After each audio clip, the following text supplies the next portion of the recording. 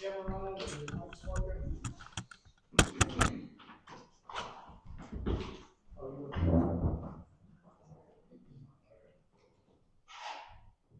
Okay, so we're all being recorded also, just for everybody's awareness.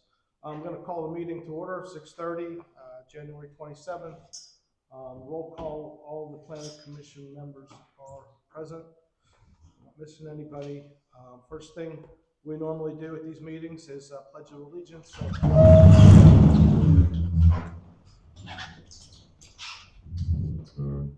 pledge allegiance to the flag of the United States of America, and to the republic for which it stands, one nation, under God, indivisible, with liberty and justice for all.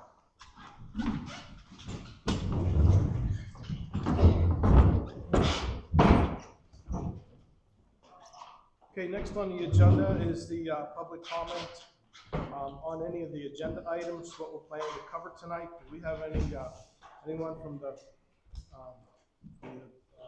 any resident or people out there that would like to say a few words before we get started? Connie. Yeah, Connie Domhoff. I got some questions regarding Paige Place. Has anyone from the Planning Commission, Board of Supervisors, the Township engineer went down to the site to verify what the developer has submitted on their drawings actually matches what is currently neighboring on the neighboring properties? I have not. Has anybody from the Planning Commission visited the site? Oh. No, but I did look on Google Maps. So have you been there? I have not been on the site now. I also looked on Google Earth and Google Maps. I looked at it just in as detail as I could using those digital tools. Yeah, okay. Those unfortunately aren't always accurate either.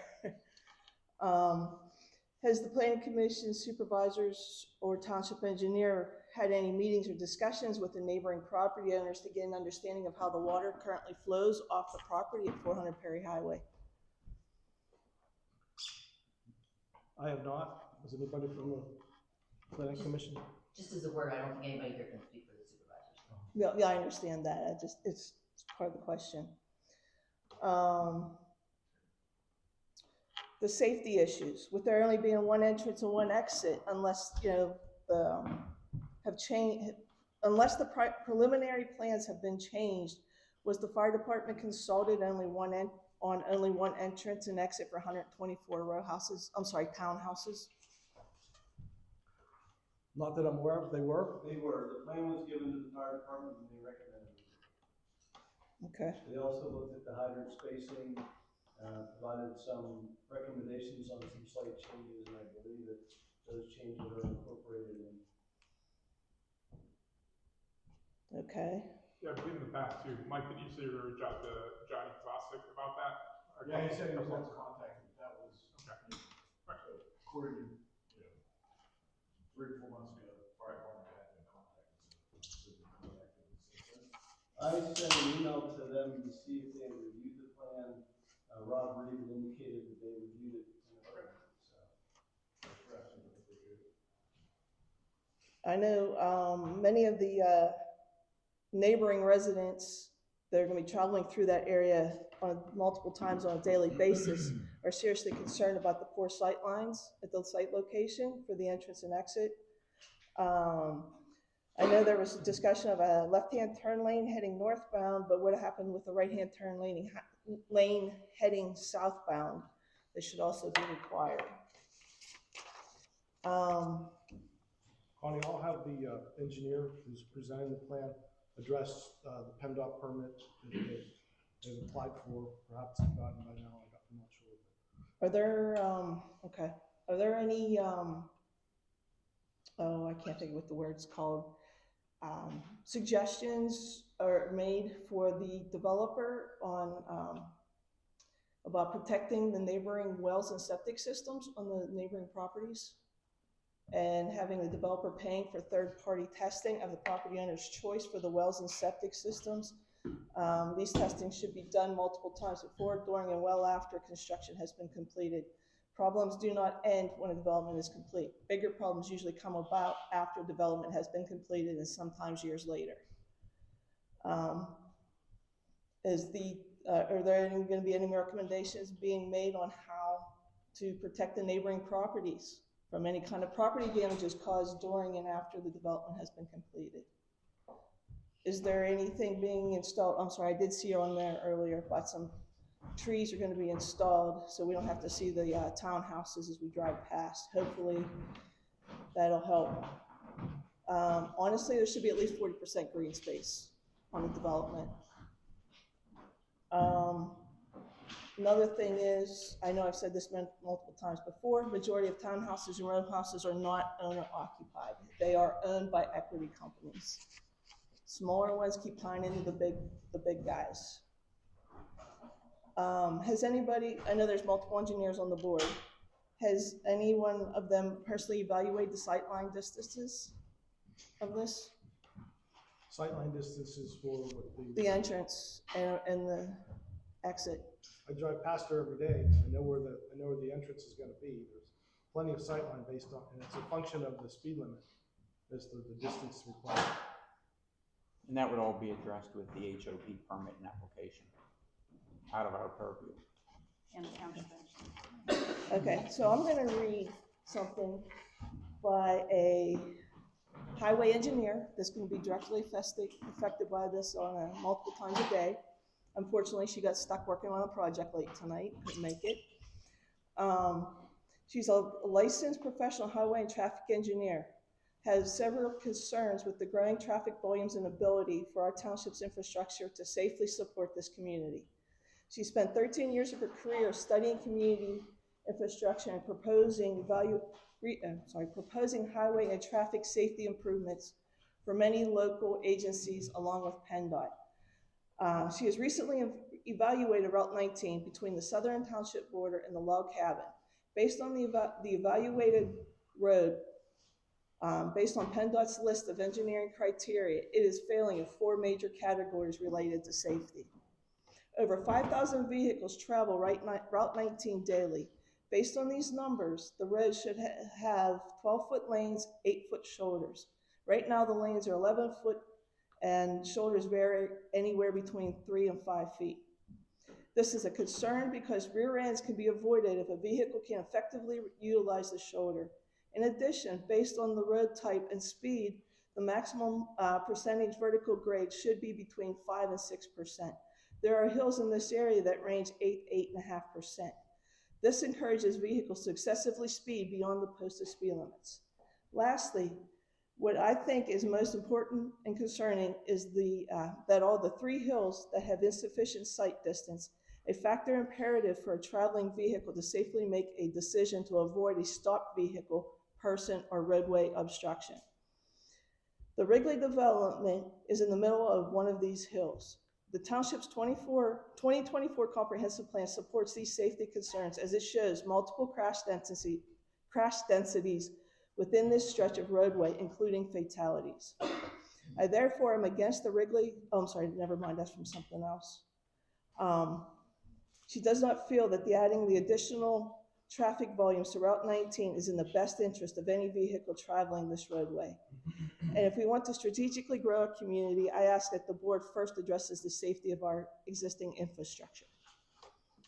And right now, I know she's been working on a major plan to help with all the traffic out in State College because the way it's all been growing and everything else, as well as the whole removing and changing ramps along 79 there south of Zillionople too, because of all the traffic. Thank you, Connie. Those were some good questions, insightful.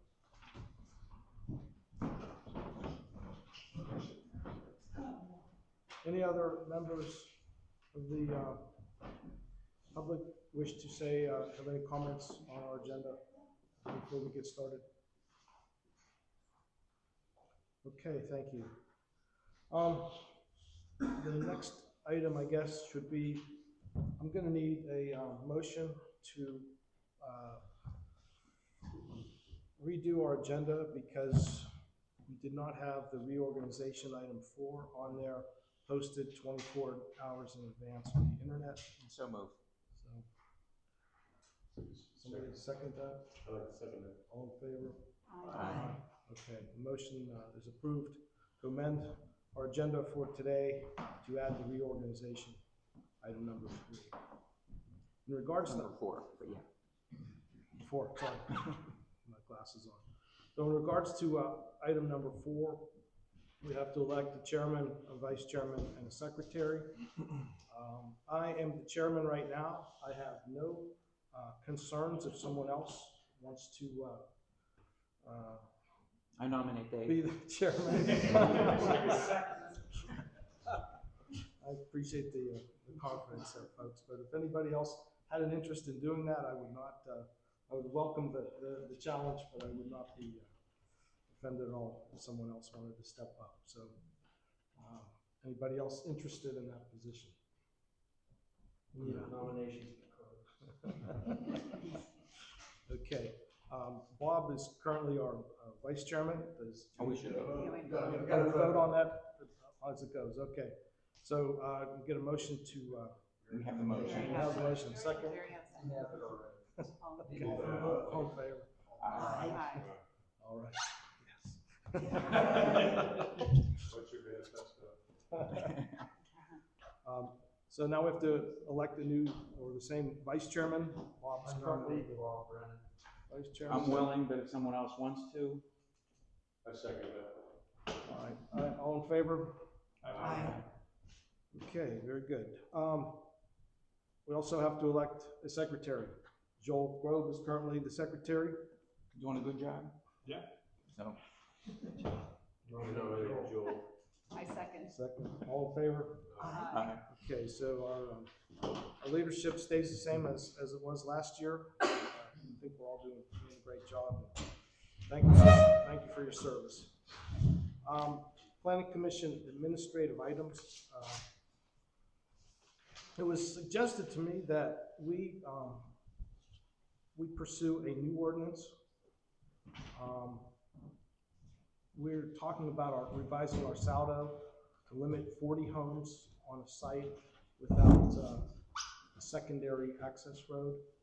Now that won't affect the Wrigley plan because you guys are already under, but this would be something that we should suggested to do separately, its own standalone ordinance, so that if someone such as the Nussbaum development comes back with 300 homes and one small little driveway, that we at least can manage that.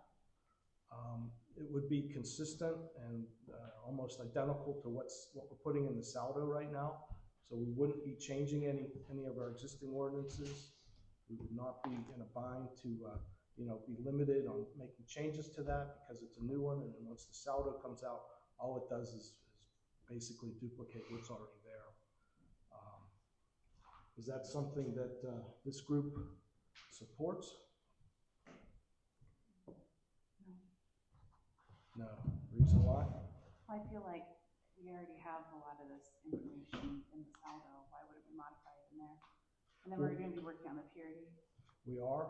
This is It's timing more than anything. This is to get that, we can get that on the books fairly soon and fairly quickly, whereas the saldo, the PRD, and the zoning it may take us a year to get all those, and especially the rate we're going, to get all those in place. What are you planning to call this ordinance? It would just be a restriction on development, on the number of homes that can go into a plan without having 2 accesses. It would be a revision to the saldo, ultimately is what it would be prior to the next revision, which you're 98% ready to go with. So it would be a revision, it would be a separate ordinance, but it's an ordinance just to change the saldo sections where that applies. So we couldn't do a separate standalone ordinance. It wouldn't fit. Your separate standalone ordinance, Michelle, if you correct me, would be a revision to the saldo to change wherever that is currently referenced to be able to do it. It's still part of the saldo. It's part of it, ultimately becomes Still part of goes the down to saldo. the county, and so if you're almost done with your saldo, but Okay. Is there a timing? Oh, you do? Sorry. There is no current standard that requires more than one entrance, which is where we had that revision in the proposed saldo changes that we're working on. Yeah. So really, I think if you wanted to pull that section out, you would look at wherever that conflicts and wherever it needs to be inserted into the current saldo instead of a complete, sort of like we're doing almost like a rewrite. This would be changing that. It would be a new ordinance, but it would change the saldo ordinance. An amendment to the saldo. Would there be a restriction on the timing of how closely together we could do an amendment and then do the whole revision, new revision? On the saldo, I don't think so. It's a matter of cost. You have it. Sure, you there's have public it. hearing and everything else. Do public hearings. You'd have to have a public hearing You on can that finish that one saldo thing, quickly correct? and you address it in there. It seems like the most cost effective and efficient if you can get it done. Michelle, do you Mike? want to combine public hearings for ordinances? Yeah, two. You can just have one at 6 and one at 6:15. Okay, just want to pin that one. Yeah, two separate public hearings though, but yeah, you can do one after each other. Okay, interesting. So whenever we get the ordinance and map that we're working on right now, get that done, we're not gonna send that to the supervisors until we, is it your plan to send everything at one time to the supervisors? Yeah, because, well, that's what we're talking about, and that is the current plan. Because right now, as we work on the PRD and as we work on the zoning, those things have to, be consistent with the saldo. And what we're afraid of is as we're working on all three, there may be conflicts, there may be disparities between them. Until we get everything in a new draft form, we're not going to see that. So the goal is to put them all together and probably get them all approved at one What time. happens if we send it all together and the supervisors change the ordinances, which would end up changing PRD and the zoning? But we'd have to revise whatever impacts. So because of that, wouldn't we be better off to put the ordinances in and so that we know what that's gonna be as we work on the other parts?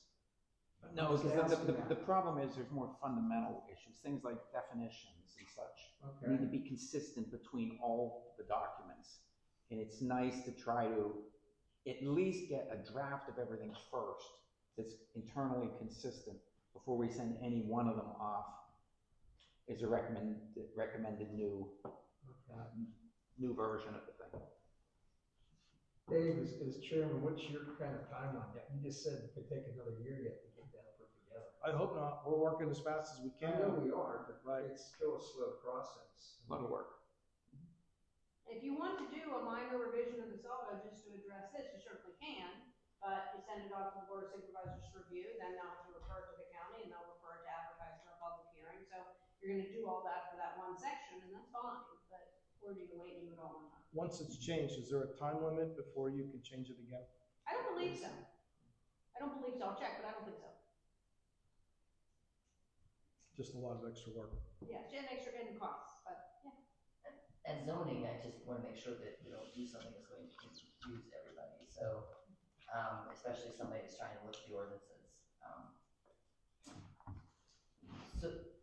So I know right now we're working on definitions, so once the definitions are done, and well, you guys have finished the definitions, and they do match in the three, would you be comfortable at that point? Doing the whole salvo?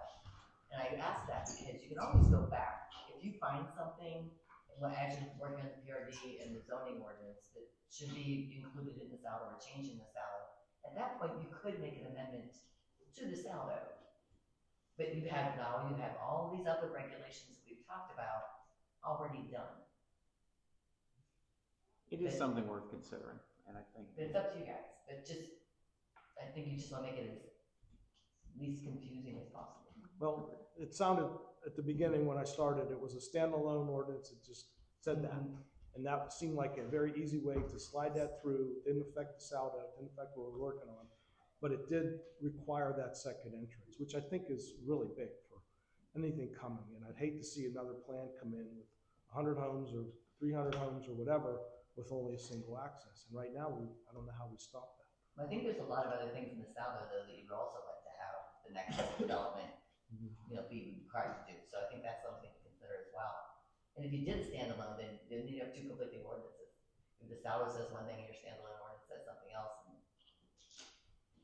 And I don't think that's an unreasonable, number, if we can talk about the merits of it first.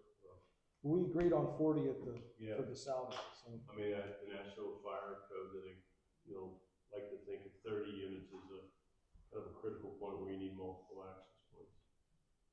So I don't see a harm in trying to do something like that.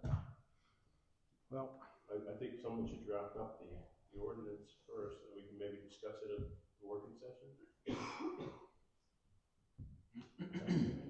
If we have concurrence to move forward. I don't think we do.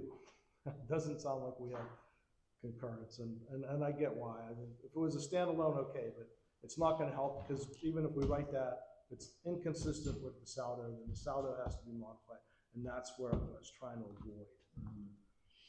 So, thinking out loud, we have to have these open discussions with the public. It isn't something we could have all just decided on our own. So you guys are all on the internal workings of planning commission discussions today. Sorry. Well, aren't we about 80% done with our?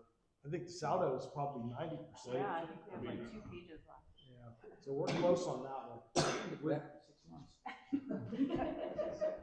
The PRD, there's not much more to do. We have been working on that somewhat. Yeah. And zoning, we've been working on that a little bit. And I think, so we could make them all come together fairly soon, but we still have more work to do, so. And I'm making a list of some of the other ordinances that you're going to have to look at as well. Because as we work on the salary, we pulled a couple things out of there that now we need to have a separate ordinance or update the separate ordinance on as well, so that you all have that. Speaking of separate ordinances, though, do we have anything in there about data centers? I know Connie's brought that up a couple times. I've done a little research on it. Is there anything in any of our ordinances about data centers? I have a sample data center ordinance for you all to look at. Because that would in theory be something you could do as a standalone, right? If you wanted to, because that is something I'd like to prevent from happening for sure. To answer your question, there's nothing in this ordinance. But you could do a standalone for You something could like also that. look at other energy, solar farm. It would be tied to the zoning ordinances where that restriction would be. Yeah. And it's something you definitely need to do, since there are some coming in that are Well, that's pretty why, close to the town. that's why I wonder if you could do that as soon as possible, like without having to finish all of our stuff, if we could make that something we prioritize. If you have a sample, I'd love to I see have a it. sample, I'll send it to you. I'll send it to all of you. Okay, well, I'm gonna table the motion on, or not the motion, table the idea or just the discussion on a separate 2 entrance requirement for 40 homes and over, because it just sounds like it's a lot more work. It'll slow us down on everything else, and I'm not sure it's really gonna get us to where we need to be.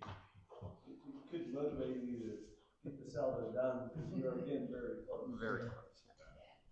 So maybe another meeting we'll discuss moving forward with the saldo as is, after we finished it, prior to us getting the other 2 done. We'll just see where the PRD and zoning are, and maybe we'll get to a point where we're comfortable pushing the saldo first.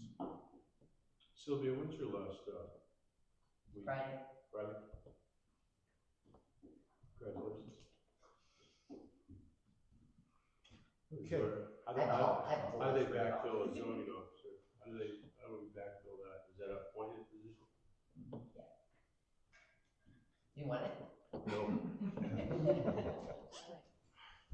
All right, any other administrative items that anybody wants to bring up before we move forward? Okay, we're gonna move on to item number 6, review of the minutes. The November 25, 2025 meeting minutes. All of you probably got a copy, you had a chance to review them. Anybody have any recommended changes or anything they saw that was incorrect and needs updated? Not that I saw. I'll make a motion to approve. Second. All in favor? Aye. Okay, the November 25, 2025 meeting minutes are therefore approved. Same with the December 9th, 2025 working session meeting minutes. Everybody get a chance to review them? Anybody have any changes, recommendations, or comments? I'll make a motion again to approve those ones. Second. Except for now. All in favor? Aye. Okay, unanimous. January 5th, 2026 working session meeting minutes. We all had a chance to look at those. Anybody have any comments, changes, or revisions? I'll make a motion. I will second. All right, all in favor? Aye. Unanimous. Okay, thank you. All right, item number 7, new business, the 2025 activity report. Let me find that in here. According to the municipal planning code, the planning commission is required to write up a 2025 activity report at the conclusion of a calendar year and report to the supervisor all that we've accomplished in that year. So the 2025 activity report, I'll just read through them real quick. January, our reorganization, our saldo review of sections, I'll just say our saldo review. February, saldo review. March, the Han subdivision at 321 Perry Highway, we recommended approval. Saldo review. April, the Wrigley 19 LLC and Harold Wrigley curative amendment application, recommended approval. May, saldo review. June, saldo review, landscaping requirements, reorganization to the departure of Sylvia Wack. July, saldo review of buffers and traffic study requirements. Provided recommendation letter to Township's multimodal grant application. August, planned residential development ordinance review, and saldo review. September, Wrigley 19 LLC and Harold Wrigley curative amendment application, the resubmittal, recommended for approval. Saldo review, Nussbaumer property conceptual plan review, log cabin in land development plan review. October, the saldo review, provided recommendations to the Township's LSA grant application and toward the 600 Perry Highway property. November, saldo review, Wrigley LCC and Harold Wright curative amendment application, recommended approval, and then changed meeting dates for the Planning Commission meeting dates for 2026. And December, saldo review. And again, every one of those saldo reviews was different sections that we were working through during that meeting. Folks, I think we got a lot accomplished last year. I appreciate everyone's time. Do we need to vote on that? To approve it, I guess. So moved to approve that. Okay, so anybody second that? Actually, I have a comment. Okay. So, just for September, Nussbaumer property conceptual plan review, log cabin in land development plan review. I mean, I don't think we actually did a plan review. Like, we didn't actually get the plans like Paige Place and go through the provided. They brought in a plan to sort of see what your comments were. It was a conceptual plan, but it was here's our plan, what do you think? So. Okay. Log cabin did have plans. They weren't very good plans, but did have plans. They'll be coming back another month or two. But there was paper provided and there were comments. All right. Can you then clarify that, Tom, and add in on this, there was a concept plan. This concept is in there, okay. And then, so if you think those are worded correctly, that's fine. If you can add another descriptive word that maybe clarifies. I can add comments given only or something like that, because the other ones that recommended approvals, so we can do something like that. Okay, my motion is what you just said. Approve it subject to those changes. Subject to the changes. Second. Okay. Second, all in favor? Aye. So this will go to the supervisors for approval, I guess.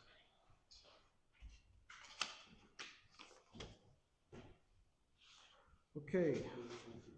7B, Paige Place.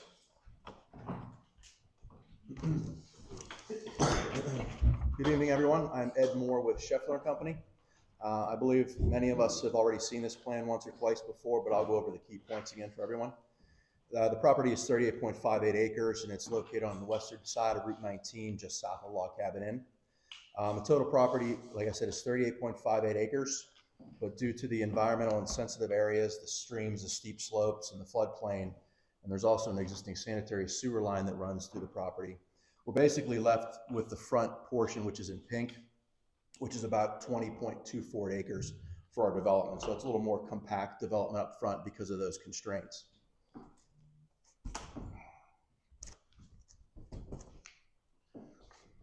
Again, the property is mixed use with an access overlay district, and townhomes are permitted use. The scope, as mentioned, the plan is compact and it limits the disturbance of the streams, wetlands, and floodplains. There will be 124 townhomes with 2 different size units, and the builder is DR Horton. There's a single access point off of Route 19, and right now the project was going to be done in 2 phases. We're not sure of that right now, but right now it's 2 phases. It may be 1, but for now it's 2. And also the project is served by all public utilities. We've been in contact with them. We have will serve capacity letters for those, and we're working with the individual utility companies for their final designs. As far as open space is concerned, we will provide almost 22 acres of open space, which is about 56% of the total property. And this open space will be recorded as open space and remain undevelopable. There's sidewalks and street trees on both sides of the streets, which will make this a walkable community. Along the front, along Route 19, there's going to be a decorative fence, landscaping, and sidewalks, which will conform to your Route 19 corridor streetscape plan. There's 4 small parklets, which I'll get into a little bit, with benches surrounded by ornamental plantings within the development for people to sit and relax. There's also a pergola and additional benches and ornamental plantings in this area here, with a trail that leads up to the new sidewalk on Route 19. There will be a single mailbox cluster located down here in the bottom. Townhomes don't have individual mailboxes. They have one single mailbox cluster area where all the mail is delivered. Could I interrupt for a minute? Sure. So the mailbox cluster moved? We did move it, yes. Oh, okay. Because of your comment, it's a little steeper up here. It's a little flatter down below. Okay. Yeah. Okay, thanks. Yep. There will also be lighting provided. Each home will have a dusk to dawn lamp, and we will be lighting the main entrance, the mailbox cluster, and the parking areas. Stormwater management. No adverse environmental impacts will be created due to the increase of impervious area. There are 2 stormwater detention basins at the back of the site, and they're proposed to control any increase in the impervious area of runoff and discharge into the existing stream down below. All the runoff from the townhomes, the roofs, as well as from the driveways and the streets will be collected into storm inlets and piping, and then directed to those basins at the bottom. A geotechnical investigation. We completed a geotechnical study and submitted that to your township for review. Also, there will be a geotechnical engineer on site during construction to monitor all construction activities and earthwork activities.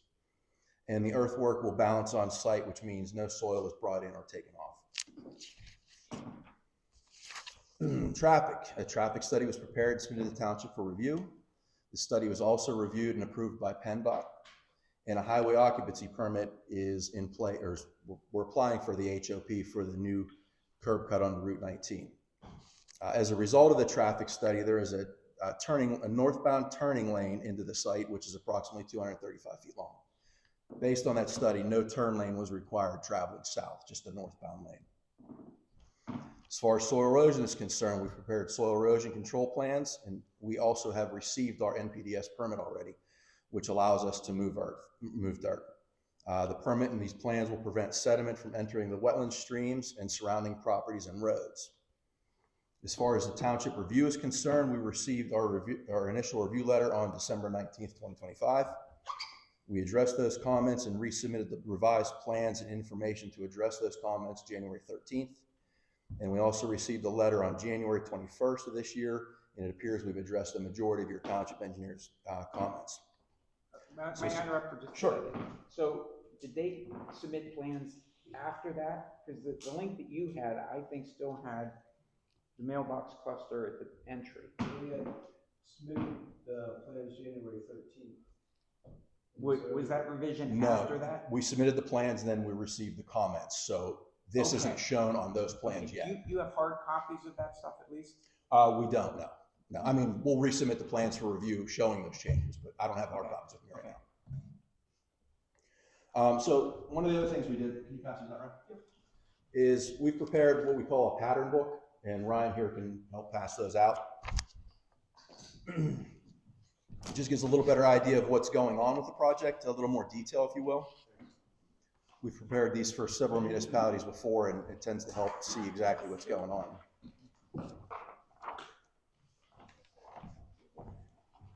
Stormwater basins still be sedimentation basins during development? Correct.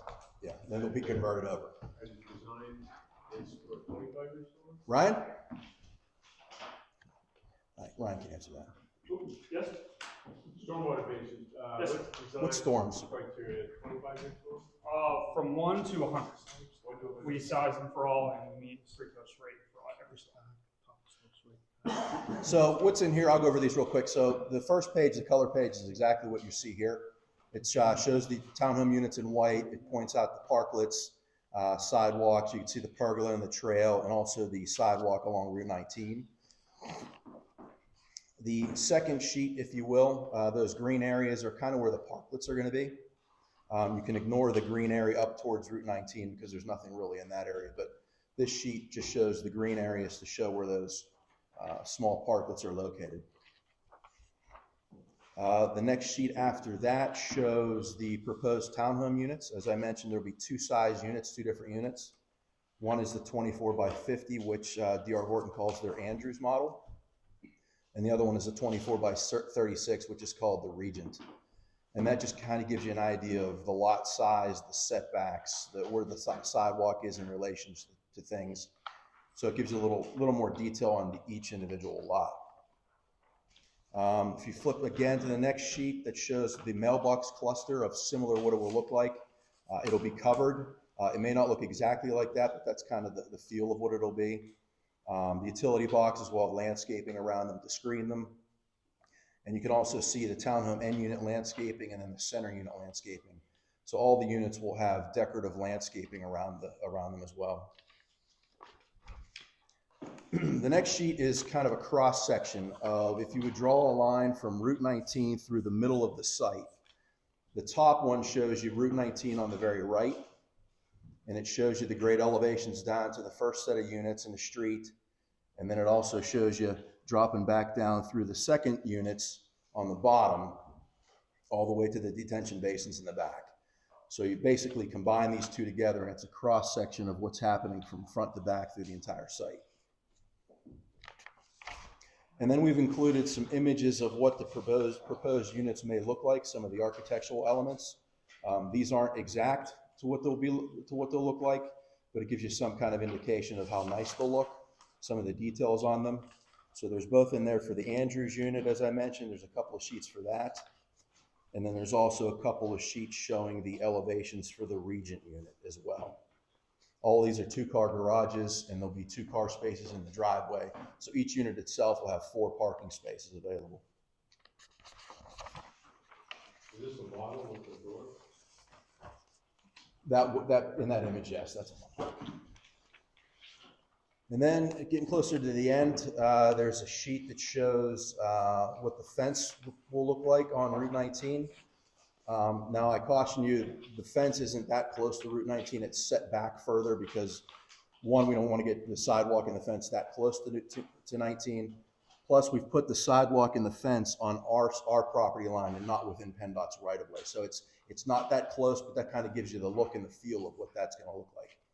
And then to the left there is the specifications right out of your streetscape ordinance of the plants that'll be planted and how they'll be laid out, and there's images of the plants as well. So again, this is pretty much right from your streetscape ordinance. The next sheet shows you the color parklets. So you can see those open space areas. They'll have benches, decorative plantings around them. The open space 2 shows some parking spaces down below with the mailbox will be moved down to there. Sidewalks around them. Open space 4 shows that pergola that I mentioned with some seating and some landscaping around there. And then it starts to show the trail that's going to connect up to the sidewalk on Route 19. And then parklet area 5, same thing. Shows some benches, shows some visitor parking, a curved sidewalk, and again, some ornamental plantings around that. And then the last sheet shows just an image of what the benching might look like that's around there, as well as the pergola itself, of what that might look like for that area. So we wanted to give you a little bit more detail of what's going to be happening in here. So with all of that said, more than willing to help answer any questions. How much extra parking spaces throughout the whole? Right now, this is showing. I counted 8 and 2 when I was reviewing. Correct, 10. Is that typical, all that's put in most townhouse developments? Like I said, there's 4 spaces available per unit, 2 in the garage, 2 in the driveway. Yeah, I mean, we don't get into developments where there's a whole lot of visitor parking. You know, we could expand some of these areas here and here that show 4 and 4. You start to remove some of the ornamental landscaping in that area. You're not going to get a whole lot. You might get 2 or 3 more spots per space. We even looked at, you know, can we get any around these areas? But the grading is so tight in here, we'd have to push the grading way out just to get those spaces in there. So we looked at some different areas where we could possibly get additional spaces, but really these 2 areas, expanding those is probably all we could really do.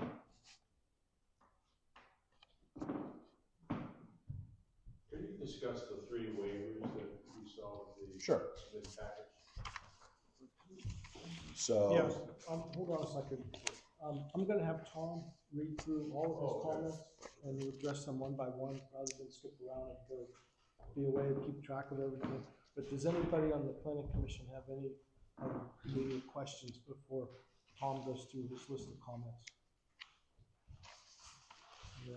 Can I ask Mr. Moore to address the waiver question, because there's been a revision after the revisions, and it affects the waivers. Okay. So I think you might want to hear that before you go through the engineer's comments. So I guess the second submission we made, we requested 3 waivers. One was for encroaching on a wetland buffer. One was for the exterior slopes of the detention basins down below. We were showing 2 to 1 when they're supposed to be 3 to 1, so 2 to 1 steeper than 3 to 1. And then the last one was the basin access road. This road here that goes down to the basin was steeper than 10%. So at that time, we were asking for waivers for those. But since then, and Tom's only seen a real quick snippet of this, we can revise the plans to remove those waiver requests. So All 3? all 3, yes. So again, we'll have to revise the plans and resubmit them to you, but that's the plan, is to remove all 3 of those requests. Okay, thank you. Thought that was important to hear that. That'll help Bogged Tom. down on that. That'll help Tom explain things. Tom, you want to go through your list of comments and we'll address them? Yeah, we're gonna sort of start there, and there's a couple general comments before then. The first one on the boulevard entrance, is that widening per a PennDOT requirement for their standard access to the roadway, or is that something that you wanted to do? Obviously, the planning commission has recommended a boulevard. It doesn't quite go down to the first intersection. The township road foreman doesn't like boulevards because of snow removal issues that they have with those. That was just a question of, is that a PennDOT driven entrance to mimic other criteria for PennDOT to have a wider median with a split entrance? So that's a good question. So just recently, in talking with Gateway Engineers, who is the traffic engineer for the project, he noticed that we had the boulevard entrance, and I think it was just simply for aesthetics, you know, to put that in there. He did mention that PennDOT isn't necessarily in favor of those unless it's for a specific reason. Other than aesthetics, we don't have a real solid reason for that. So I caution that boulevard entrance may go away because of PennDOT's requirements. So I just mentioned that at this time since you asked. Yeah, I mean, the original goal was to get it to an intersection so that you can then have 2 ways in, and obviously with logistics and the area you have, that isn't possible here. But that was just a comment from Ed that cautioned that it's a snow removal headache more than a benefit. But again, PennDOT will drive that, so we'll sort of see how that one goes. For the background data that you had used, how was that obtained? Was it surveyed on the site? Was it LiDAR information? How did you get the data that you use for your existing plan? So correct me if I'm wrong, Ryan. I believe we used LiDAR and then we verified the grades all along the street to make sure that we tie those two in. So yeah, the property was surveyed, but we rely on LiDAR for a portion of that. So no ground survey? Yeah, we did ground survey. We would typically come along the main roads and get some shots along there to verify everything and then tie them in together. So the topo is accurate. Do you know when that was done? How far, how many years ago was that survey done? Was it within the last year, last 2 years? It probably would have been the last couple of years, yeah, when we started this whole process. Connie had brought up the septic and water service issue. I know to the property to the north, they are served by both public water and public sewer. The property across the street has public water, but not public sewer. So they do have an existing septic, but they do want sewer. The property to the south of the house, I don't know. The house is close to 150 feet of the sewer, so I don't know that they're tied in, but there would be sewer service available. But the other ones would, again, most likely have water available if they're not connected. I don't know if they're on wells or if they're on public water, since it does run along there. It's just a sort of point of comment. So. Doesn't the township have an ordinance to require testing? Or do we not? We don't. Water. If it was their own water system going in, there would be a requirement for testing, but not adjacent. The Southwest Butler, they do their own piping? They do all the piping for this plan, right? Southwest Butler. The sewer authority.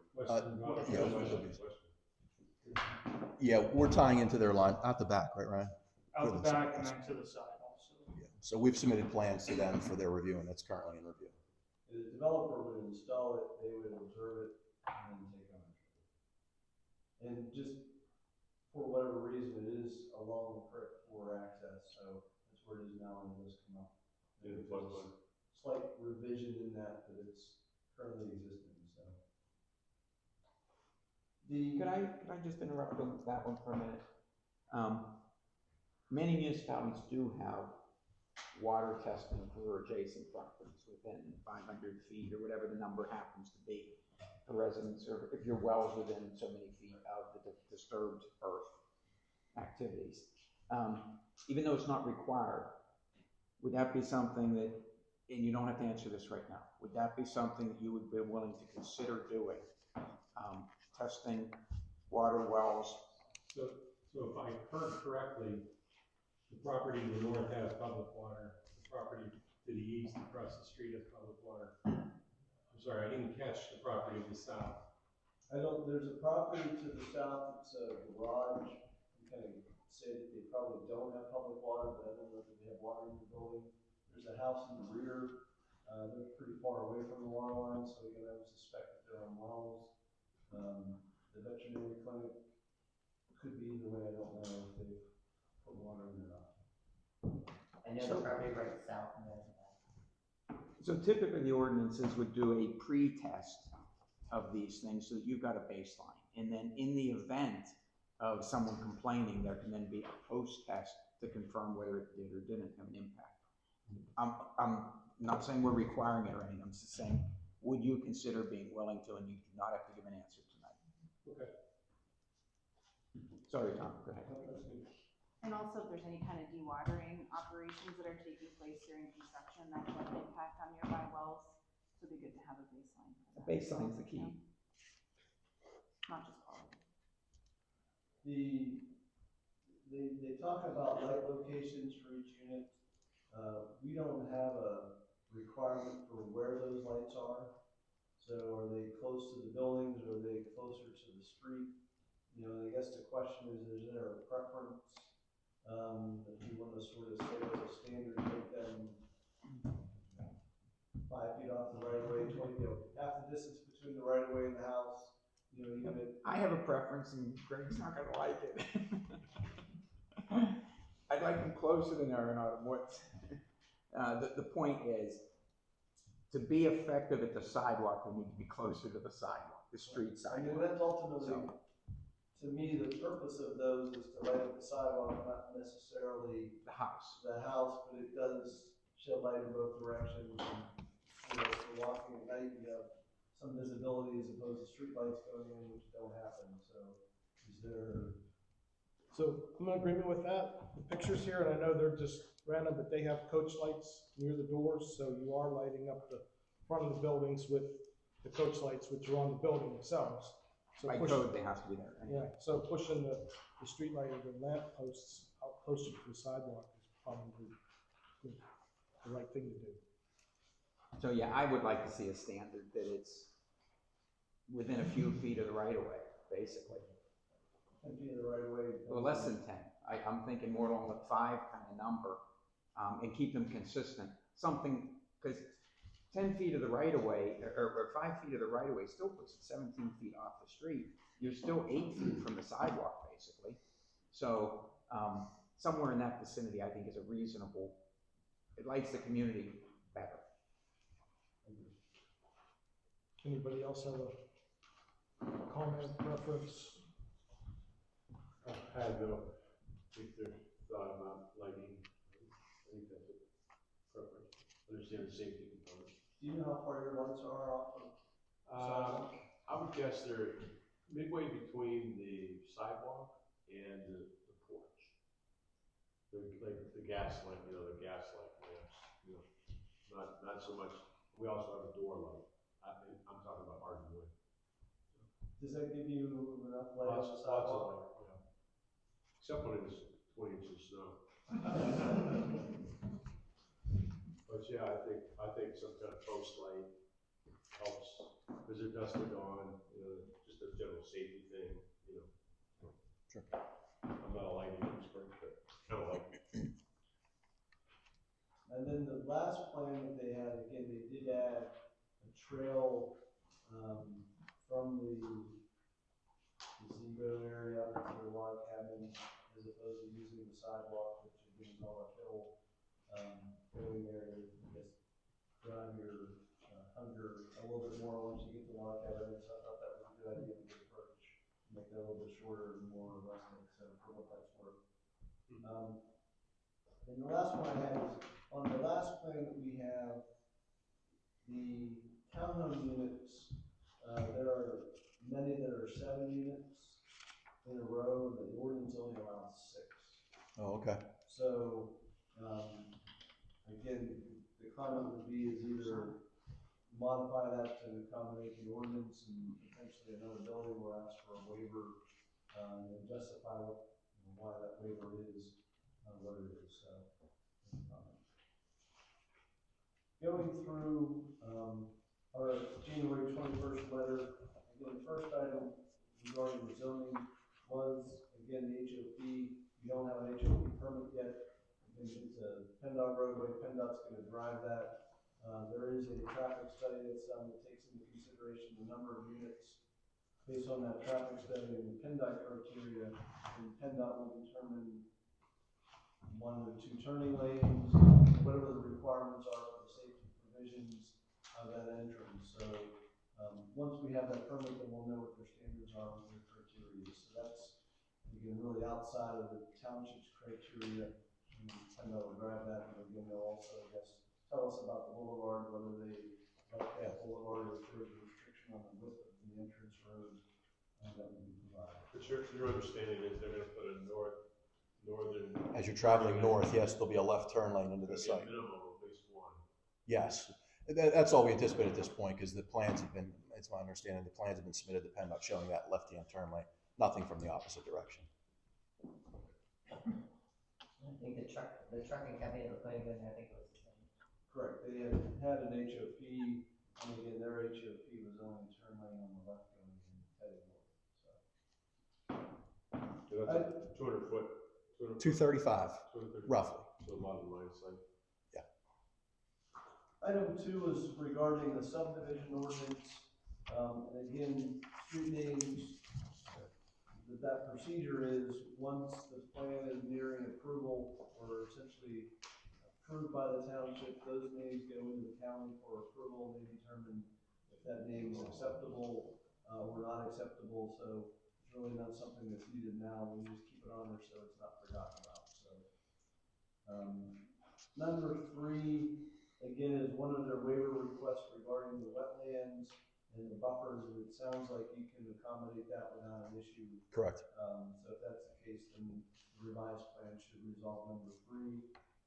Number 4, again, was the second waiver request regarding the exterior slopes. Again, it sounds like you can accommodate that as well. Yes. Do you know how far, what the distance is between the back of the townhouse unit and the, call it the easement for the stormwater that would be associated with the stormwater pond, what that distance is? Offhand, I'm not sure. I'd have to check before I said anything. The only issue that we would have is that those potential owners would know that they can't build a deck that infringes on that easement, so it could be a 4-foot deck. We'd like to keep that a little wider, and again, it's gonna start at the far left as the narrowest and sort of get wider as it goes along, so the ones on the right won't have an issue. But just as long as there's either a note that they're aware that they can only have a, whatever that width of deck is. Okay, understood. Yep. Can I ask a question regarding that? So whenever you build the townhomes, are the decks going to be included in the package? No. You may not know that. No, so to that point, if it's a 4-foot, we would describe everything gets disclosed as part of the purchase agreement, and that each individual would inquire, because each one's gonna, to your point, is gonna be a little different, right? This house can do when we do 4-foot. In that situation, we typically do a cantilever deck, it's a cantilever built deck 24 feet, but if the longer it gets, without that restriction, then the homeowners would put that on. We can do it as an option, but it's not typical. I just want to make sure the homeowner is aware, because we are having issues in other areas of the township where there's actually a double door that you could go out onto a deck, but the deck's this long. Or you can only go with this wide. So they're all upset because they were not informed. Yeah, I just want to make sure that's in part that of the we would, process. yeah, to your point, we would do a cantilever deck, and that's actually right built into, built into the house. Because it's only 4 feet. You can only build that when you build the house. You can't go back later and add that. Yeah.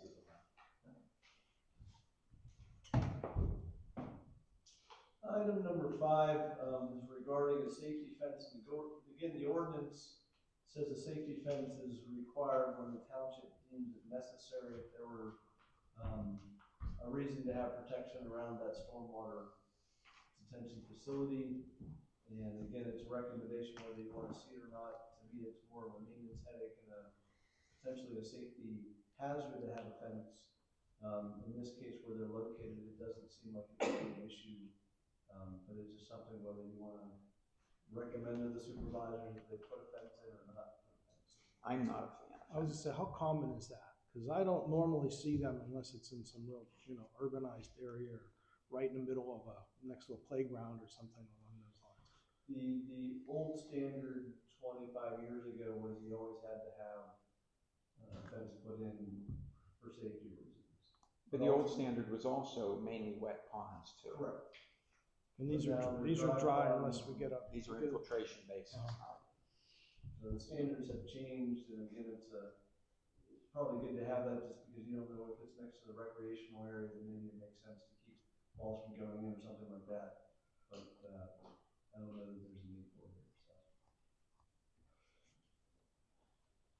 So. The next item, number 6, was the 10-foot wide access road with the 10% slope. And again, they can reduce that and eliminate that with the changes, so that resolves number 6.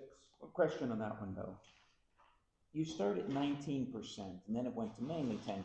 Are you keeping it about the same route, or are you changing the route somewhere? Changing the route.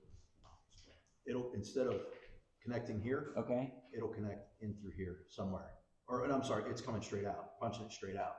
You can do that onto. We're gonna get, our traffic guy says we can get an HIP for that. There'll be an area that you can pull off completely without sticking out in 19. So you can safely pull out and then we'll gate it so no one else can get back in through there. Okay. But yeah, since this road climbs like this, since 19, it's less of an elevation here, so that's how we can punch out and reduce the slope. Understood, totally understood. I just didn't know you could get another access point. Okay.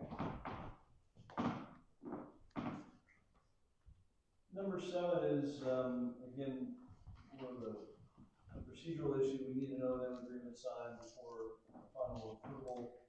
And again, number 8 is private drainage easements. Again, the depth of those, we only question how close they are. And again, once you do your final plan, indicate what that distance is. I'll give you dimension. That way we know it was on the plan, so we don't have any, hopefully, concerns. And that was pretty much it from what we had from the ordinance perspective, so it was, more or less meets a lot of the requirements of the ordinance. If we can get those waivers and the plan change for that, and I looked at the plans that you had provided us the original copies for. One thing I wasn't able to really see is their drainage coming off of the site. Is it that all channels into their ponds? There isn't anything escaping into nearby properties or anything like that? so everything goes into the ponds. There are specific discharges from those ponds. There were concerns of trying to get those moved up further into the property. And I believe there's a restriction, and you can maybe confirm it, but it's because of elevation of the bottom of the pond and where it has to discharge, they're as far to the north as they can be. So, Fund 1 especially. Yeah, I think one of the comments was that our discharge from here was over this way, and it was, can we get it any further away from that property line? And because this is so flat down there, it's basically an elevation thing. If we go too far this way, we don't have enough slope coming out of the basin because the site rises like this slope. So the site's falling this way. That's why we're kind of at that magic point where we can get positive fall from here out. Yeah, you were 6.6% slope or something on that. It's pretty flat, yeah. And if we go this way, we just don't have the fall to get out. So that's why this is kind of where it is.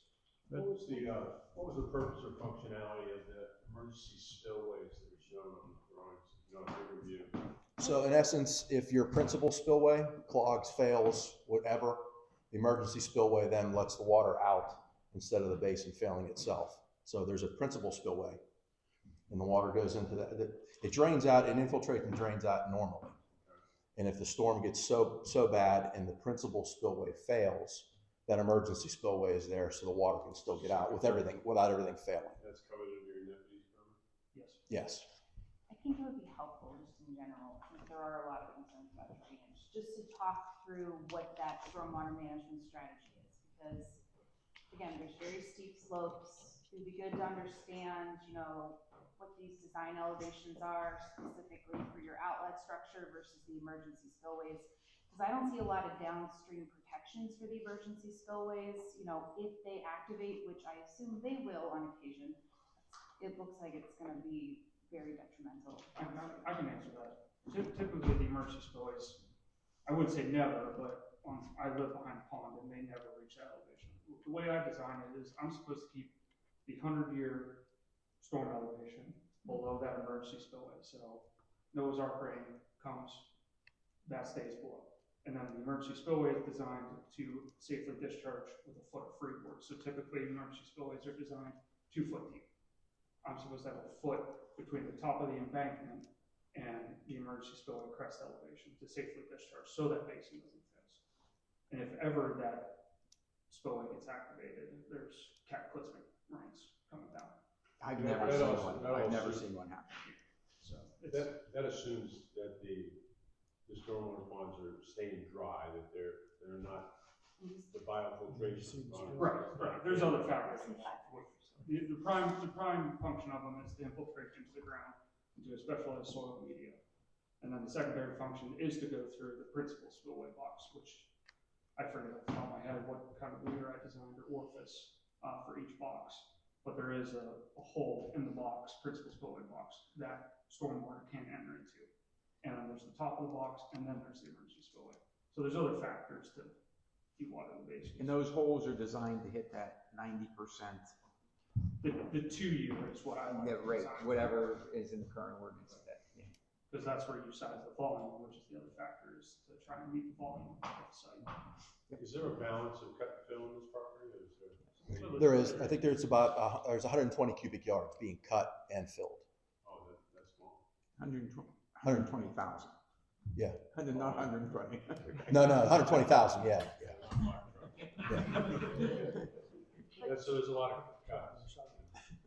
And it'll balance on site, as I said. Everything's staying on site. Correct. Those emergency spillways, is there a pilot channel that takes that back in to meet where the original discharge is, or is it? spill out into the No, wetlands? typical guidelines are, you're supposed to extend it 10 foot beyond the total year embankment, and it just deorders that way. And those all drain into that wetland area, is that Mhm. correct? Yeah.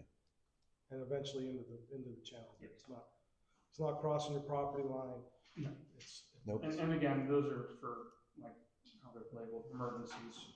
So the purpose of the basins are to infiltrate first, principal spillway, and then hopefully never emergency spillway. A failure that would use the emergency spillway would be a fault of lack of maintenance of the pond.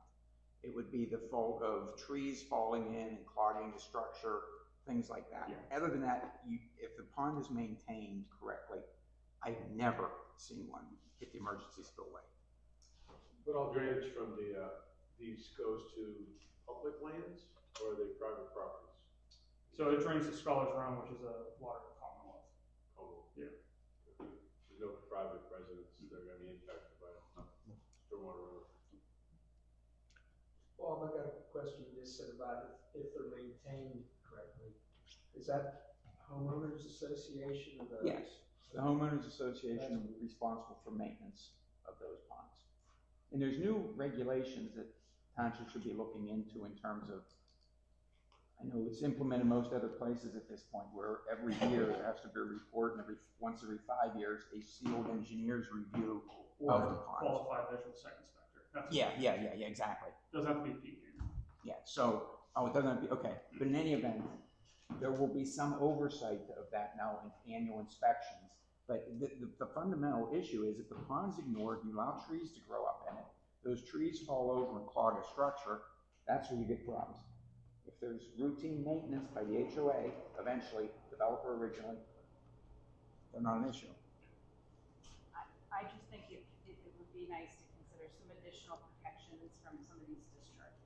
I understand, there's some aprons after them, but I think that we see enough storm events now, and there's a significant amount of drainage, especially like with these slopes, that there is a strong potential that we're gonna see significant discharges out of these normal outfalls, let alone the emergency spillways. And I think we should consider some additional protections downstream from those outfalls. The riprap aprons for each basin outfall are sized for appropriate full pipe flow. I understand. So, I can personally attest that I have a pond that overflows into my property, and it's not sufficient. Just in general, what kind of additional provisions would you? Just maybe some additional riprap, additional apron, just something to slow down the velocity of it, or else you could just have, during these storm events, it's just discharging out. It's gonna form, like creeks. Yeah. Goes into relatively flat wetland, though, right? That's correct, Which is gonna- yeah. That's gonna help, I would assume, at least in my view. It's gonna be better than if it's heading down a hill, or even just straight into the pond. I really appreciate the accommodations with the setbacks and the landscaping provisions you guys made. Can you comment on these large trees that are planted? It looks like they're pretty substantial. Are you on a specific sheet, cross section? Those are for graphic purposes only. Eventually those might These get aren't that. 20-foot trees you're planting. No. Eventually they might get that tall, but not when they Taller get. than the houses. Yeah. Sorry to be I misleading just on that. wanted to get a sense of, are you building a forest here, which would be nice. Yeah. Okay, Tom was done with his list of comments. Bob, did you have any others you wanted to go over? I've got a number of things. I'll preface this by saying I'm not against the development, but I do have some issues with still some of the engineering and design that I think we need to talk our way through. First comment that jumped out at me was I was curious how we were going to get an access road to Pond 2. And I chuckled when I saw it as a drive-through pond on Pond 1 to get to Pond 2. Yeah. I have serious concern with that, and that concern's twofold. in the sediment phase, if you have to demuck a pond, I don't know how you're gonna demuck pond 2, because you can't get to it. You're gonna have to somehow dry pond 1 out to get over to pond 2 to demuck the thing. There's no other area by which you can get to it, which that's a concern. Then in the actual post-construction phase and after conversion of the ponds, you're actually not supposed to drive in the ponds. You're not supposed to take and have heavy anything compacting the soil to create infiltration issues with that pond. So I have problems with the drive-through pond during sediment phase and also during post-construction phase after conversion. I don't know if you have any comment now or something you want to think about, but I have a serious problem with that, with that concept. Second, and this might be more for us than it is for you, you have a snowshoe drawn in there. And yes, snowshoots are a great idea, and the idea is at the end of a cul-de-sac have a snowshoe that you can push snow into. I've never seen a snowshoe parallel to the road like that. How a truck's gonna actually get there and push it in sideways. My point is, I think the snowshoe is silly. I would blow the thing away myself. I see no purpose in a snowshoe in that location. Snowshoe should go on some kind of a sharp bend where you can push straight into the thing. Here, all you're gonna do is run around the loop and push snow off. Yeah, I mean, just thinking realistically, I would think the plow's gonna come down and do this kind of thing. Push all here, push out through this way. Yeah, exactly. So, yeah, I mean, I agree. Or he's simply gonna run around the loop and just push it off the sides and be done with it. Only when you get to a cul-de-sac or an eyebrow or something like that, where you can sort of push straight ahead into a snowshoe, or reasonably straight ahead, is the snowshoe worth it? I don't know that, is it required? Do we require it? We have it in the ordinances, subject to the township, whether they want one or not. We're talking Ed, he had preferred at least one snowshoe, so if you had 2 feet of snow, you needed to really push the snow off somewhere to keep it on the site and give it a place to put it. So my guess is it's only supposed to snow in that corner of the project. So I guess I'm struggling with the purpose. Exactly. It's not, in this particular plan, everything's going to be pushed to the edge. Yeah. You know, It's a pretty small shoot, it is. like a driveway. So I would not recommend requiring a snowshoe, and I'd blow the thing away. But it's for discussion of the group here as well. Okay, next. So you moved the mailbox, and then now you will be able to meet ADA parking at that cluster. Correct, we'll have a space down there, yes. Okay, and you'll have it appropriately hashed, et cetera. Okay. Right. Yeah, because if you hadn't provided parking at the other spot, you couldn't have your mailbox cluster there. But once you provided any parking, you have to provide ADA parking as well, which just, it is what it is. Yeah.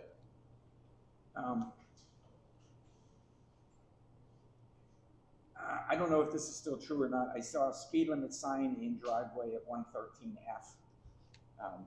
Minor details like that just need to. What was that again? What was the? 113F Okay. is where I saw a speed limit sign. Also, I think that's the one I remember seeing 2 speed limit signs pretty close together in that same street. So, just a simple review of some of that stuff. So hydrant spacing, and you're saying the fire department has already accepted that? Do we have an ordinance that has a maximum distance between hydrants? Or is it limited to? We defer to the water entity that has jurisdiction. But in this case, it does require fire department approval, and they have to come back and provide that.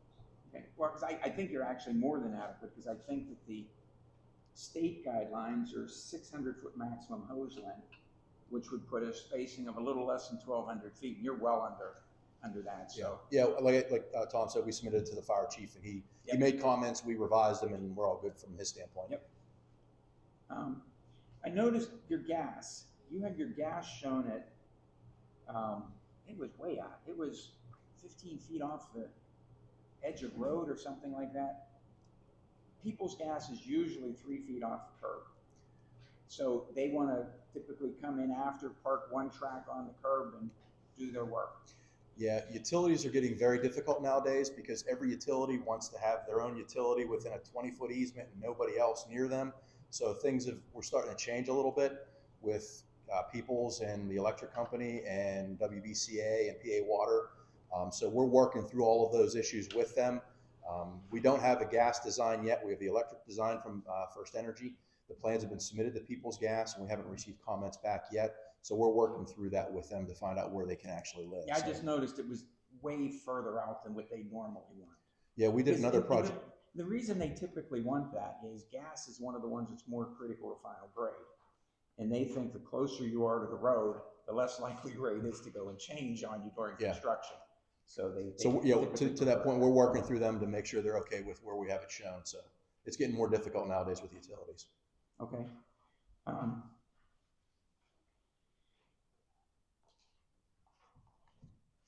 Okay. On rec page 2, I saw you've got a variable with drainage easement. You probably want to say drainage and access easement. That's the way. Yeah, we'll change it to say that. Yes. Okay. I would recommend the rear of 110, 111, and even a couple other places make common area. Right now, you've got that access road on private property. And yes, there's an easement for that whole thing down through there. But I would highly recommend actually putting the property line at toe a slope or top a slope or something, and keeping the rest of it as HOA. You'll have far less issues with the HOA as an entity being in control of that whole structure of green space than having to go through 15 homeowners if someone wants to block it or do something and just be a pain. I would just think we'll double check to make sure we have the correct lot area for those units. You should, based on the lot areas of the others, and I know the ordinance was very, very small in the lot area. Right. I think So it should be fine. We'll double check that. Yeah, then. but I would highly recommend making that common instead of owner. On page C10, if you're noting things, you still have Bud Road. It's the name of the road. Oh, okay. So we'll correct that for when we resubmit. The next comment was on the access road, which is pointless at this point. I did have a comment on the C300 and C400. The low point of the road is approximate at station near where you're at there. Is at station 6 plus 0.5. And I was just surprised with inlets. You've got a couple inlets in front of the building. I don't know what the number of the building is there. It's down and through here somewhere, wasn't it?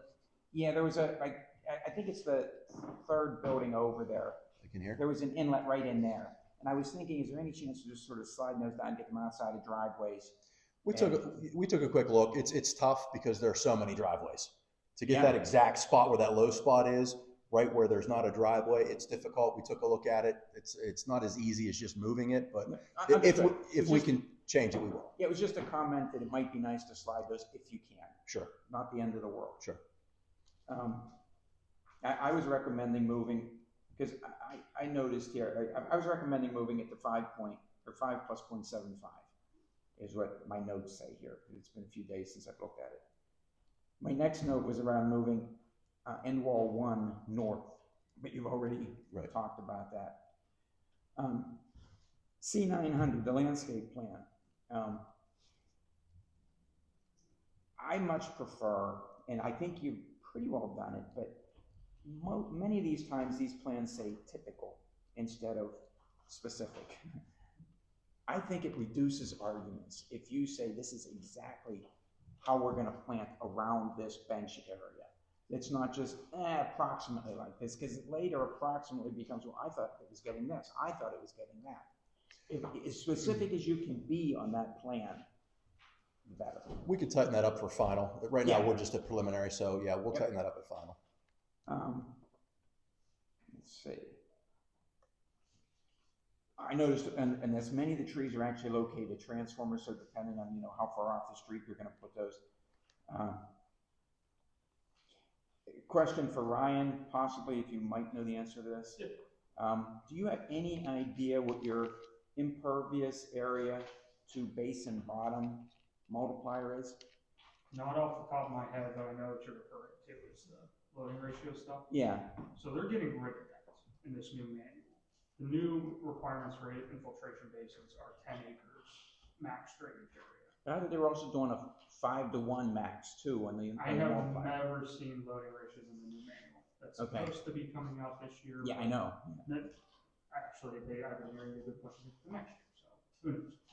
This is more of a curiosity thing than it was a, Yeah, critique. I'm not sure off the top of my head, but I think we were trying to meet, because we were thinking that the new manual was gonna be out this year to design this plan by the new manual. Okay. I also recommend your access road to the ponds.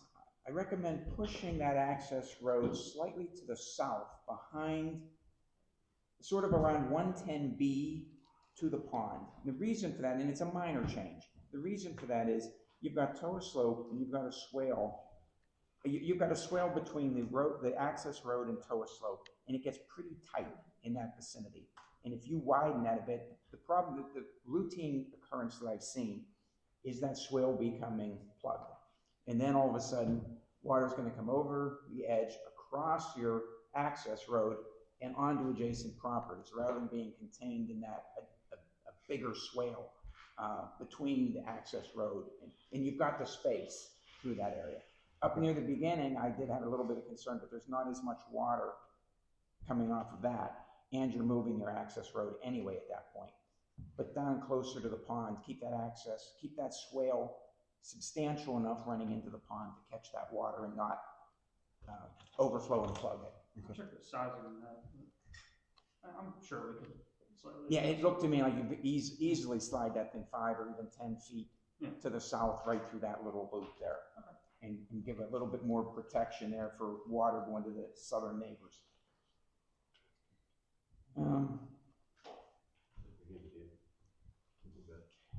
This is more of a comment probably for us as a planning commission.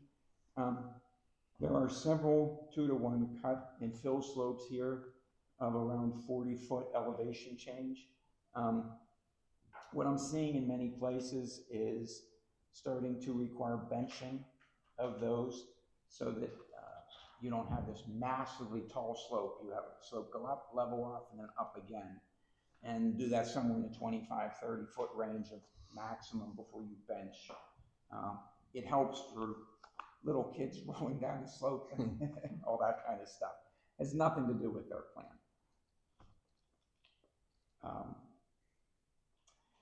You made a comment about plantings in your pattern book here. Plantings around landscape, landscape around the electric. Be careful with that. Penn Power normally does not allow. They have clearances, right? Yes, Yeah. there's a certain clearance distance for their transformers. The fence that you mention in here, I know there's this whole committee, this Route 19 committee. Is that fence consistent with what you guys have planned? Is it? It Okay. appears to be, yes. Okay, because I was gonna say, if it's not, we might as well talk to them about making it consistent. Okay? In my final comment, the boulevard. If PennDOT would accept the boulevard, would we as a planning commission choose to say, yes, go with the boulevard, or no, don't go with the boulevard based on the entry snow comments and other things? I don't know where I stand on it. I'm just asking, we as a group, would we want it, or would we say to you guys, no, throw the boulevard out? I don't know. Yeah, either way. Did Ed explain what his concerns were with that? He just said it's very difficult for snow removal because it's wider. So, but you've got 2 lanes, and you've got a middle section, then they'd have to make an additional pass. So it's probably in front of the, you're trying to run your trucks and move snow in between Route 19, where you've got traffic coming by, and in front of that, whereas instead of you can just push it in, you're out there kind of exposed in the roadway. Is that Pretty much, summarize it pretty well? You figure the PennDOT truck's gonna plow the entrance in. The township's gonna come in and plow it down, and they can plow it out, but then you have that issue of what to do in the middle.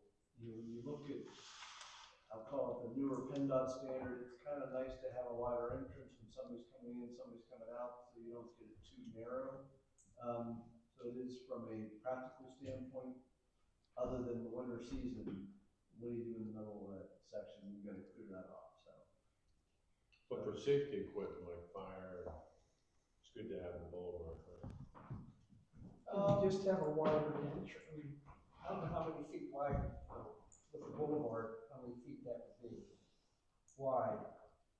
Could you have an entrance that is that wide, but not necessarily have a boulevard, you just have?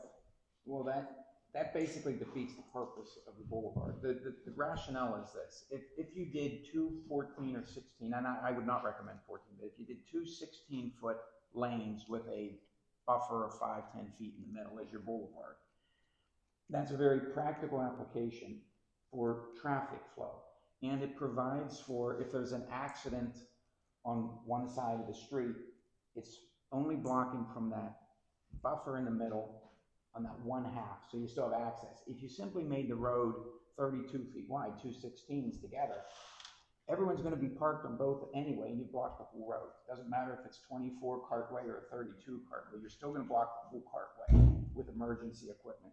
That's the advantage of having a planning buffer in the middle of those cases.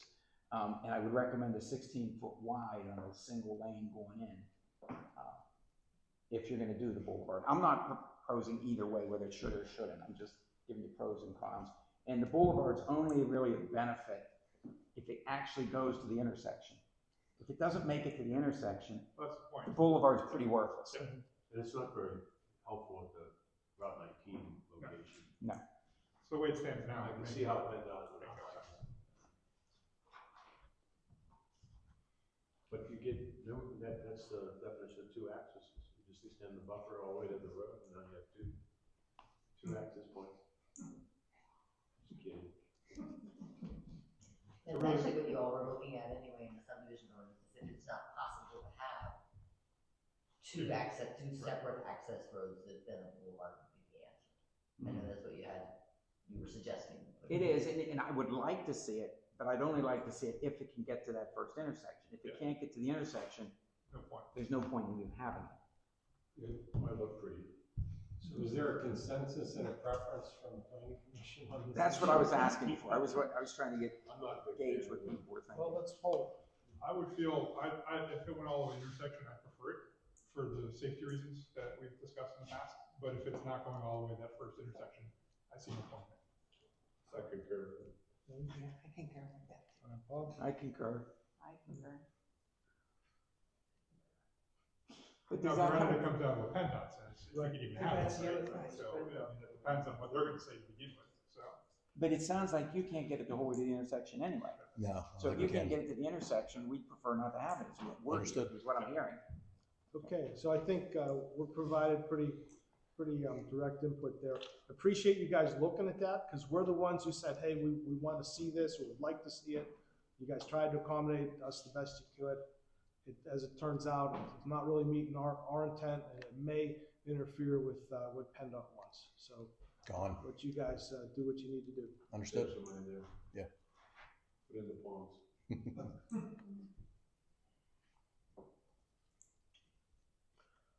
Okay. Any other comments? Bob's done with his, Tom's given us his input. We've asked questions. Any follow-ups? The two phases, just to go back to that just for a second, is this, how likely will that be? I mean, just from a developmental. Right now it's looking like 2. I can't give a percentage on that. I think it depends on sort of site costs and where things land on that. Would the sequencing allow for all the stormwater bases to be built first? Or Yeah, I think. Or are you gonna do that in stages too? That's where I was. So the sequence, as like on the MPDS drawings, would have this section built up first to get down and build the ponds, and the rest is filled in. Yeah, we would probably build this to a certain point and probably cul-de-sac it, and that's phase one. And yeah, all that, and this would be built, and then this might be a second phase. Thank you. I have no more questions. Okay, are there any, Connie? Yeah, I actually do have some here. On those, retention ponds, how far off the property lines are they? Geez, the property line goes here, so I don't know if that's 75 feet or so. No, that's more than that. Yeah, I mean, that's the closest point, and the property line goes here, and it's way in the back. So, I don't know, 100 feet maybe at the closest point? Okay. And how large are these ponds? I don't know the dimensions of them. Do you know those dimensions, or? It's in the report, the bottom area. I don't have the report. Offhand, I don't know the dimensions of those. How high are these ponds? How high are they from the base on the outside? Are they 40 feet high? No. Yeah, less than 10 it looks like. Yeah. You count contours. 6, 7 feet probably.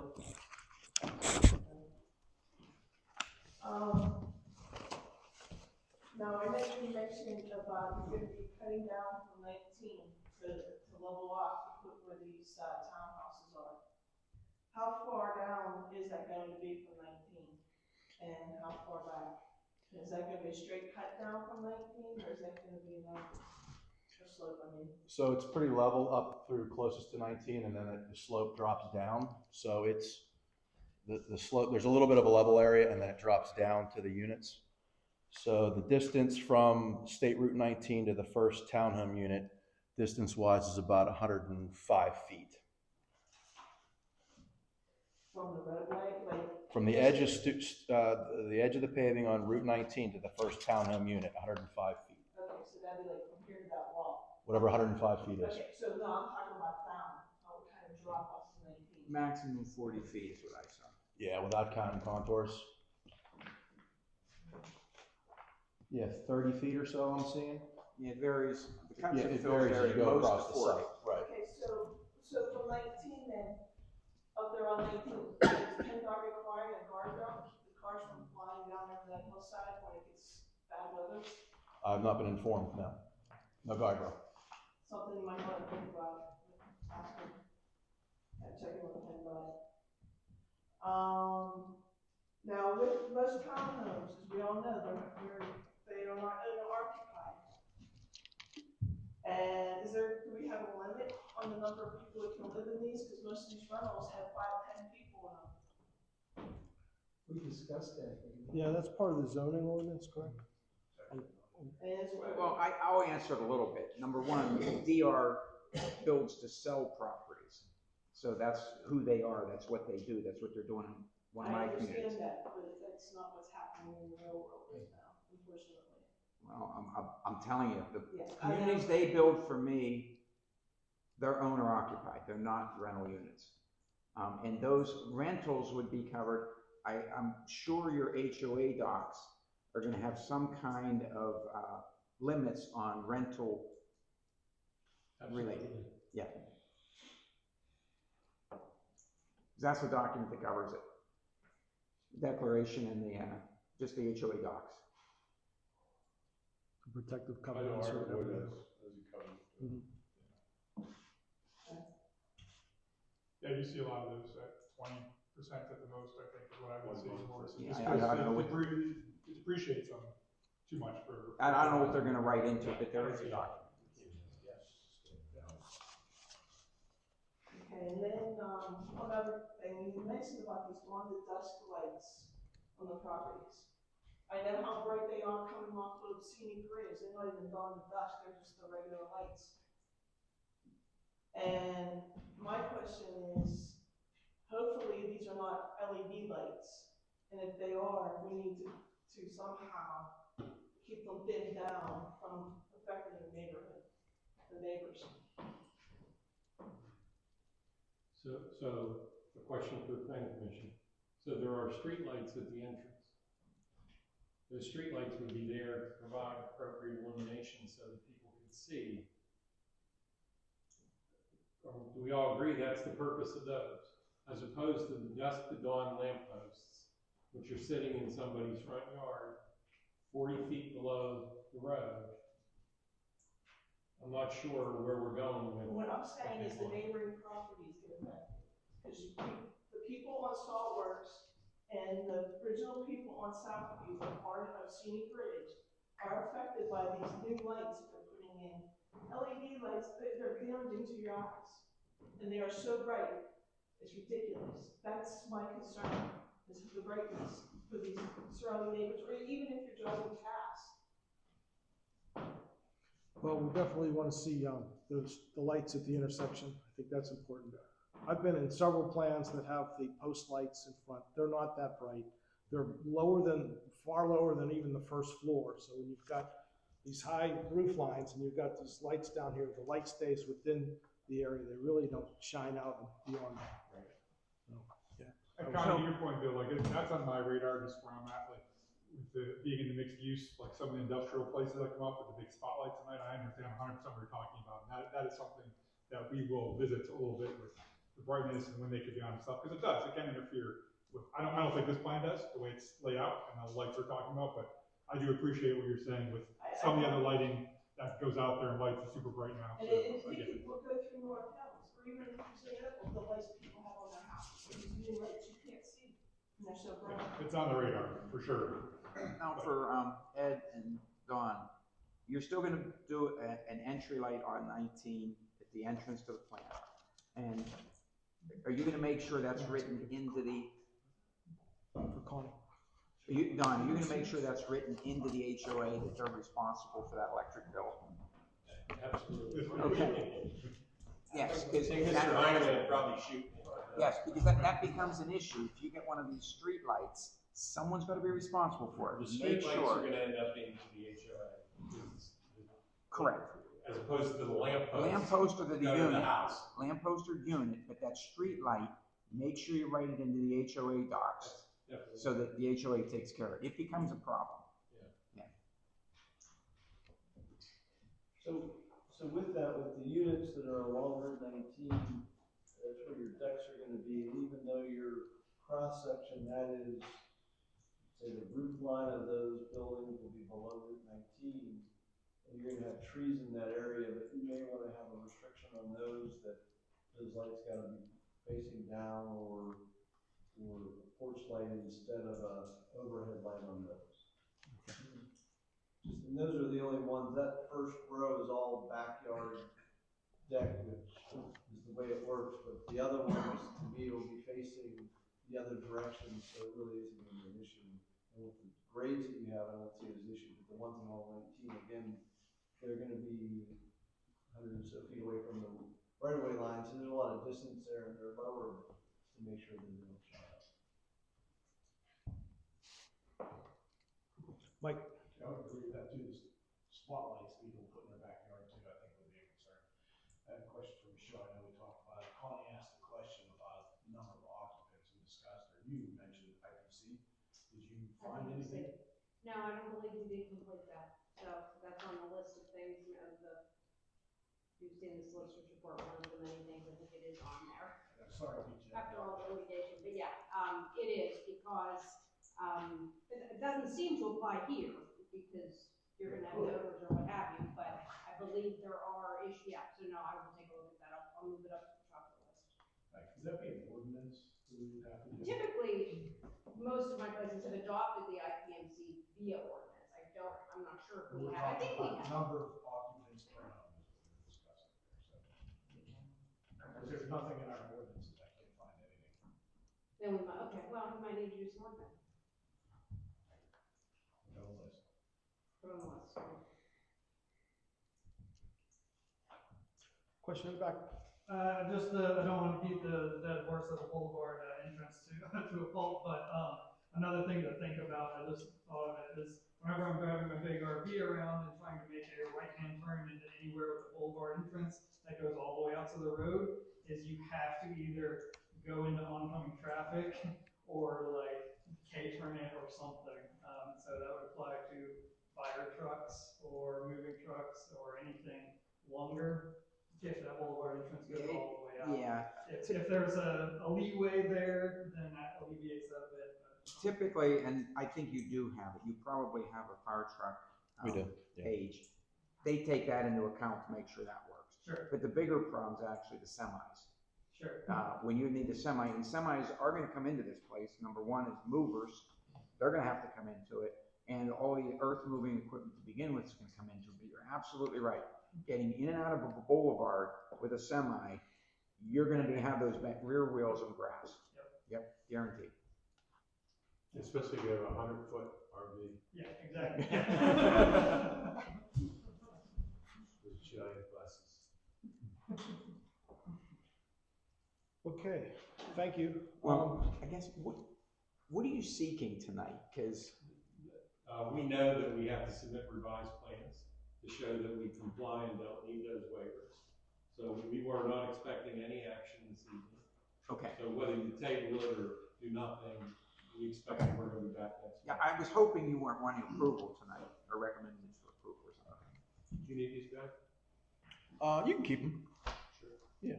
Thank you.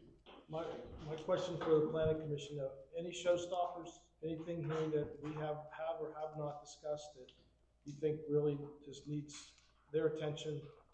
Make sure we're not missing anything. There's, this is probably our last chance to give them some guidance. On mine, the big item is the drive-through pond. That's the big item on mine.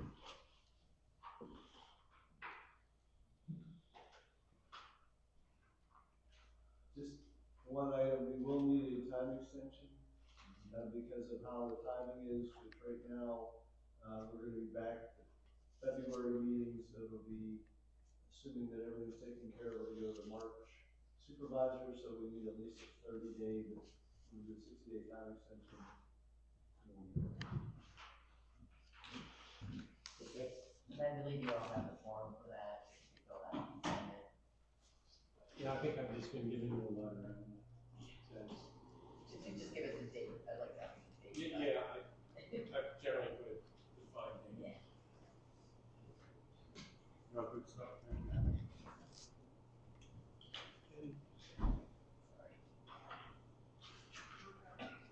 Anything else from you Nope, guys? thanks for your time tonight, appreciate it, thank you. Thank you.